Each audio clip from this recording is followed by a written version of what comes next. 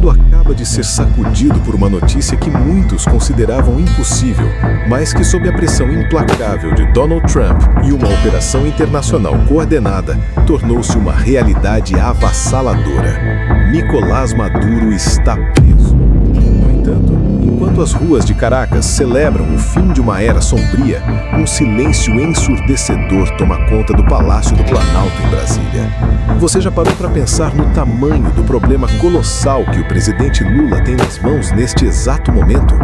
O que antes era uma aliança ideológica de décadas, celebrada em tapetes vermelhos, hoje se transformou em uma armadilha política absolutamente sem saída. Como Lula vai explicar ao mundo, e principalmente ao povo brasileiro, o seu apoio histórico e financeiro a um homem que agora enfrenta o banco dos réus da Justiça Internacional?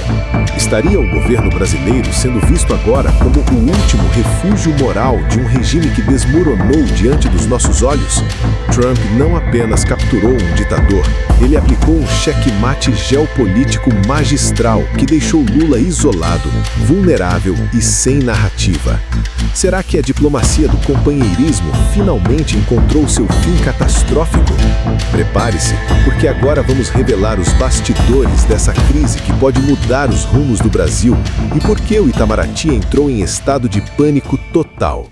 A prisão de Nicolás Maduro, ocorrida em solo venezuelano e coordenada por uma operação relâmpago sob o comando direto de Donald Trump, não foi apenas um golpe fatal na ditadura chavista, mas o início de um pesadelo geopolítico para o atual governo brasileiro.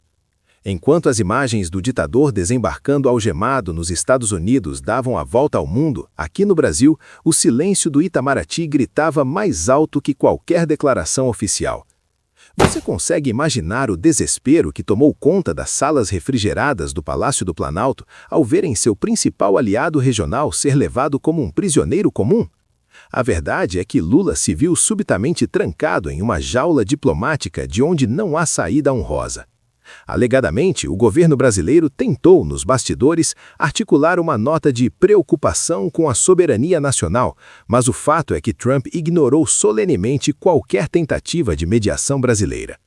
Com Maduro agora sob custódia americana, enfrentando acusações gravíssimas de narcoterrorismo e conspiração, cada palavra dita por Lula é pesada com uma lupa pela comunidade internacional. Se o presidente brasileiro defender o antigo companheiro, ele se carimba perante o mundo como um cúmplice de um regime acusado de inundar os Estados Unidos com drogas. Se ele abandonar Maduro à própria sorte, ele destrói a base ideológica que sustenta sua política externa para a América Latina. Não é por acaso que a oposição brasileira já chama este episódio de o xeque-mate definitivo. Afinal, como ignorar que o Brasil abriga hoje mais de 730 mil refugiados venezuelanos? São pessoas que fugiram da fome e da opressão, enquanto Brasília insistia em tratar a ditadura vizinha como uma democracia relativa. Dados oficiais apontam que a crise migratória custou bilhões aos cofres públicos brasileiros, especialmente em Roraima, onde a infraestrutura de saúde e segurança entrou em colapso. O que o público de direita sempre alertou, agora é um fato consumado. O apoio cego a regimes autoritários tem um preço, e a conta acaba de chegar com juros e correção monetária. Trump não apenas retirou um ditador do poder, ele expôs a fragilidade de uma liderança brasileira que apostou todas as suas fichas em um castelo de cartas que desmoronou em menos de 24 horas. Será que Lula terá a coragem de admitir o erro estratégico colossal ou continuará tentando equilibrar-se em uma corda bamba que já se rompeu? A pressão é insuportável e o isolamento do Brasil no cenário global nunca foi tão evidente quanto agora, quando o país se vê como um dos últimos defensores de um homem que a justiça internacional já decidiu julgar. O que torna essa situação ainda mais dramática para o Palácio do Planalto não é apenas a queda de um aliado ideológico, mas o rastro de destruição financeira que ele deixou para trás, pago com o seu dinheiro e o meu. Você sabia que, ao chegarmos em 2026, a dívida da Venezuela com o Brasil já ultrapassou a marca astronômica de 10 bilhões de reais? Pois é, enquanto o governo brasileiro alegadamente tentava renegociar esses valores de forma amistosa nos últimos anos, o regime de Maduro simplesmente ignorava as cobranças, tratando o contribuinte brasileiro com um desprezo absoluto. São bilhões que saíram do BNDES para financiar obras luxuosas em Caracas, como o metrô e pontes monumentais, enquanto milhares de brasileiros aguardam por infraestrutura básica e hospitais decentes aqui mesmo. Agora, com Maduro atrás das grades em Nova York, quem vai pagar essa conta? Trump aplicou um golpe de mestre. Ao assumir o controle da transição na Venezuela, ele colocou Lula em um beco sem saída financeiro. Se o Brasil quiser reaver esses 10 bilhões, terá que se sentar à mesa com a administração Trump e reconhecer que o governo anterior de Maduro foi, na prática, um caloteiro contumaz apoiado por Brasília.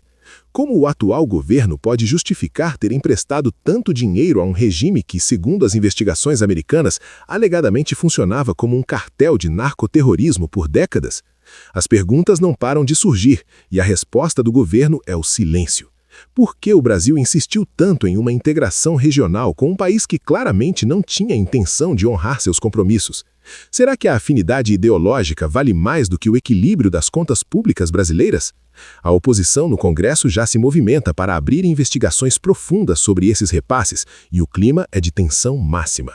O cheque-mate de Trump expôs as vísceras de uma política externa que muitos consideram desastrosa e que agora corre o risco de ser carimbada como cúmplice de um dos maiores fiascos financeiros da história da América Latina.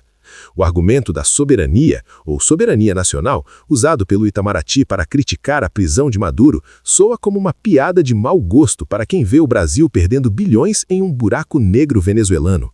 A verdade nua e crua é que o Brasil se tornou um credor de um ditador capturado, e a chance de vermos esse dinheiro retornar para investir em segurança ou educação no nosso país parece cada vez mais remota.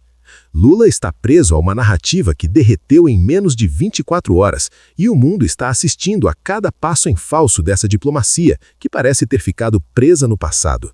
O que estamos presenciando não é apenas uma mudança de governo na Venezuela, mas o desmoronamento de toda uma arquitetura política construída pela esquerda latino-americana nas últimas décadas.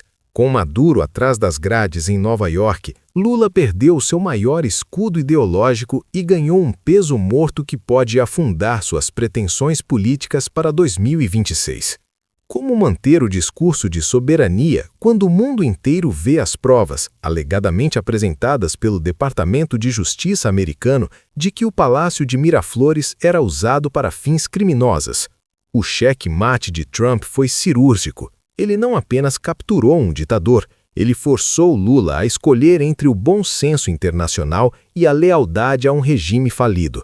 Ao criticar a operação, o presidente brasileiro se isola de parceiros comerciais estratégicos e se aproxima de um abismo diplomático sem precedentes. Enquanto isso, a oposição brasileira ganha uma munição poderosa, questionando cada centavo dos 10 bilhões de reais que a Venezuela ainda deve ao Brasil. Será que esse dinheiro algum dia voltará para o bolso do trabalhador brasileiro ou foi o preço pago por uma amizade que agora se prova catastrófica? O fato é que a queda de Maduro deixa o Brasil como uma ilha ideológica em um continente que clama por liberdade e prosperidade. O governo agora corre contra o tempo para tentar se desvincular de uma imagem de complacência que ficou marcada na história. E você, o que pensa sobre tudo isso? Acredita que o Brasil deve continuar defendendo regimes como o de Maduro ou está na hora de uma mudança radical na nossa política externa? Deixe seu comentário abaixo. Sua opinião é fundamental para o nosso debate. E não se esqueça, se você quer continuar recebendo análises diretas e sem censura sobre o que realmente acontece nos bastidores do poder, deixe o seu like, inscreva-se no canal e compartilhe este vídeo com todos os seus amigos e grupos. O Brasil precisa saber a verdade.